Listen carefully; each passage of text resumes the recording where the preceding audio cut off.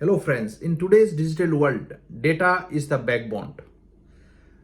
There is a huge personalization engines, predictive modelings, intelligent chatbots are developed across the digital world today. But behind the screens, data engineer is the one who does the hard work of collecting those data, analyzing it, processing it, and bringing some insight out of that data. So there is a complete data lifecycle management from the data engineering point of view involved that I am going to share with you today. What are those? Number one, data discovery and data gathering. Any business who wants to derive some insight out of data, your fundamental question is to understand the data from discovery point of view, from requirement point of view. You should ask the intelligent questions, what exactly the pain area of the customers, what exactly they wanted to derive from those data, where the data currently resides, what is the data volume, what is the complexities, and many more. So first of all, the data discovery and data gathering is the fundamental requirement from the data lifecycle management point of view. Second stage will be data acquisitions and data acquiring. Basically, the data are distributed in different source systems today. It can be social media platform, streamings, API, and many more. So you as a data engineer, second step will be to acquire those data and bring it into a centralized platform so that further processing can be taken from there. So second step is data acquisitions. Third step will be data processings.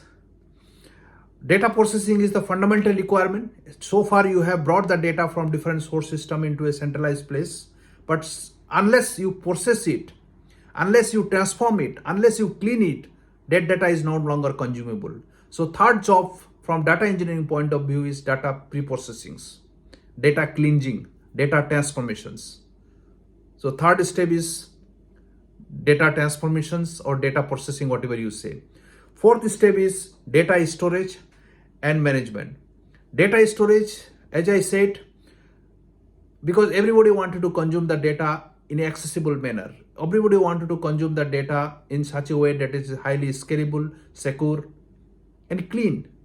So you need a structured format, either it is relational format or in the form of file base. Data management or data storage should be in place so that everybody can access it easily and quickly in a secure manner. So fourth step is basically data storage and data management. Fifth stage is data integrations.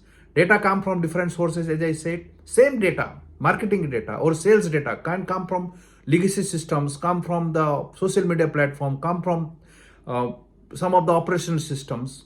But your job as a data engineer is to integrate those data and build into a format which everybody can understand. So at the end of the day, unification of data based on the each subject area is the part of data integrations roles. So for example, the sales data come from different source system. It can be SAP system, it can be operational, other applications, and many more. You as a data engineer to integrate those sales data, irrespective of which sources it comes from, into a table where end user can consume it for their business insights, right? So fifth point is data integration and basically the data unifications. And sixth step is data quality. There should be a business rule that need to be attached to that data. There should be some null value checks. There should be some accuracy of the data that you are trying to expose to the business, isn't it? So data quality is another key focus area as part of the data lifecycle management. 7 is data analysis and explorations. You as a data engineer to also do some basic analysis through your SQL query, through a little bit of Power BI or Tableau visualization tools, or through some of the interactive query languages and many more. Because at the end of the day, analyzing the data and giving some insight out of data is the end requirement for any business stakeholders, from organizational point of view, from individual point of view. So doing some data analysis and exploration is also another part of the data engineering role. And last but not least is data deployment, monitoring, and automations.